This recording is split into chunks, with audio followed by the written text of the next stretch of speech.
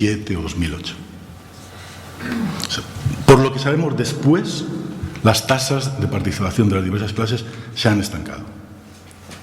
De modo que puede hablarse de desigualdad constante. Es decir, según esto, las leyes comprensivas detuvieron, congelaron el crecimiento de las tasas de participación de las diversas clases sociales y, por tanto, hay ciertas oscilaciones, pero básicamente congelaron el crecimiento y, por lo tanto, dejaron la igualdad donde estaba. Con más precisión, si uno conoce los datos de los nacidos entre 1951 y 1955, los datos de los hombres, los puede extrapolar con bastante tranquilidad a la actualidad. La situación no ha variado desde entonces prácticamente. Estos son los hombres. ¿Y las mujeres? Pues hasta la Ley General de Educación de 1970, lo mismo que los hombres, pero con más intensidad todavía. Todas las clases sociales incrementan su participación en el sistema educativo no obligatorio general. Pero el incremento es mayor porque partían de una situación inferior. Ni siquiera las hijas de profesionales iban al bachillerato o a la universidad en 1930 o en 1940. La escolarización de las mujeres es una cosa que se comienza en las clases más altas, de donde procedía Lili Álvarez o las universitarias del Colegio Estudio, durante los años de la República, algo durante la Restauración, etcétera, etcétera. Pues las mujeres que acompañaban a la generación del 27, que por primera vez en la historia aparecen con algún significado intelectual y como colectivo entonces aproximadamente, pero se incrementan muy rápidamente durante el franquismo, y más o menos en esa generación que he dicho, 51-55 o quizás en la siguiente, igualan a los hombres. Es decir, las mujeres igualan a sus hermanos. Pero claro, reproducen las mismas diferencias de clase que hay entre sus hermanos. De manera que su desigualdad aumenta mucho más rápidamente que entre los hombres. Dicho de otro modo, las que progresan sobre todo, son las hijas de profesionales, que pasan del 30 al 80 o al 70 en el bachillerato. Y las que menos progresan son las hijas de obreros agrarios, que pasan del 0,1 al 1,1. Así que la desigualdad, por tanto, aumentó todavía más que entre los hombres.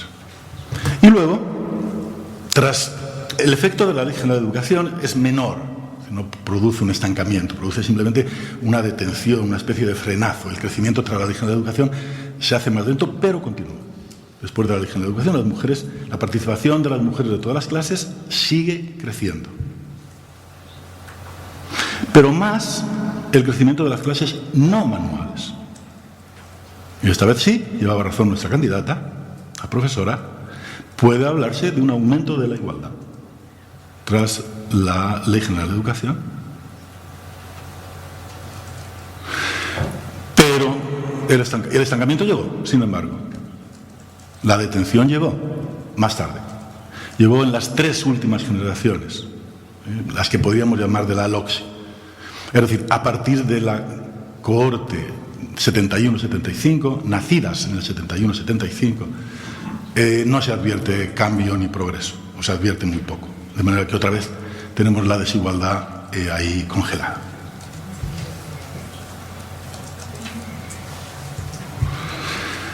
Tanto las tasas como la igualdad parecen haberse estabilizado. Esa es la descripción a grandes rasgos. ¿Vale?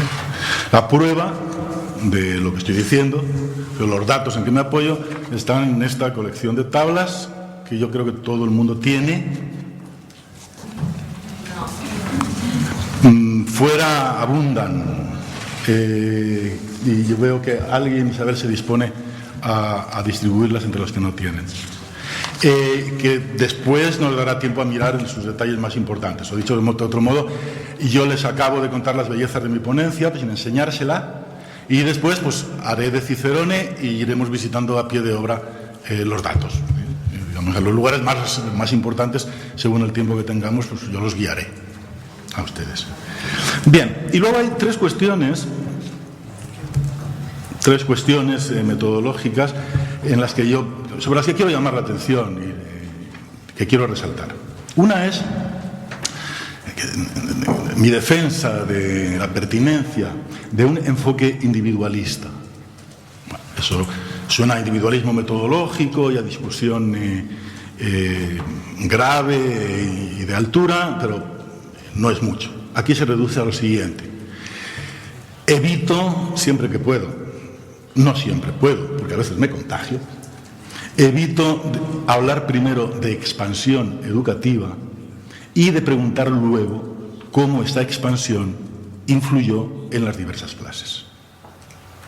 Porque eso significa que fue antes el todo que la distribución entre las partes. Significa, en cierto modo, que la expansión educativa fue un fenómeno que se produjo, sujeto impersonal, se produjo en el sistema y que luego se distribuyó, los resultados de ese crecimiento se distribuyeron entre las clases. Bueno, no. En este caso, no siempre soy yo individualista, ni individualista metodológico, depende de la materia. En este caso, en el caso de la enseñanza, prefiero el otro punto de vista. Como creo que se ha tenido que ver en mi exposición anterior, aunque no estoy seguro de ello, he debido hablar siempre de participación de las diversas clases y no haber mencionado la evolución del conjunto. Ese es el punto de vista que yo quiero adoptar. Es decir, los diversos actores, los sujetos, logran enviar a sus hijos al bachillerato o a la universidad. Ellos no tienen en cuenta el contexto. Se aprovechan del contexto probablemente, pero no se están repartiendo algo. Y luego, como resultado de esas acciones individuales, el conjunto crece o decrece o se queda igual.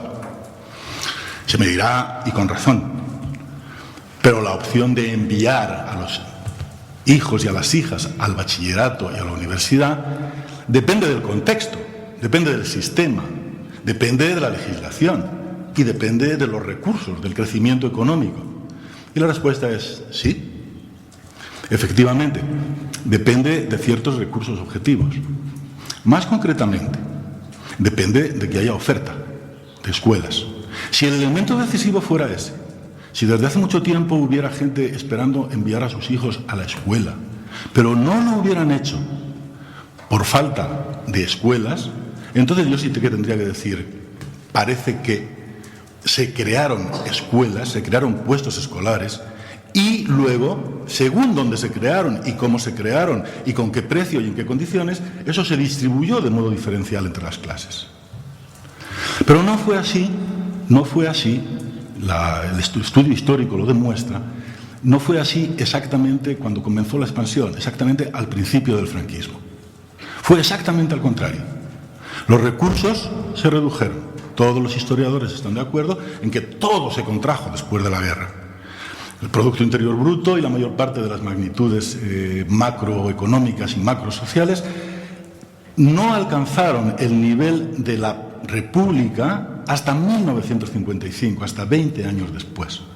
Y desde luego, el gasto en enseñanza, los puestos escolares y sobre todo los puestos en enseñanza media se redujeron. Se suprimieron institutos.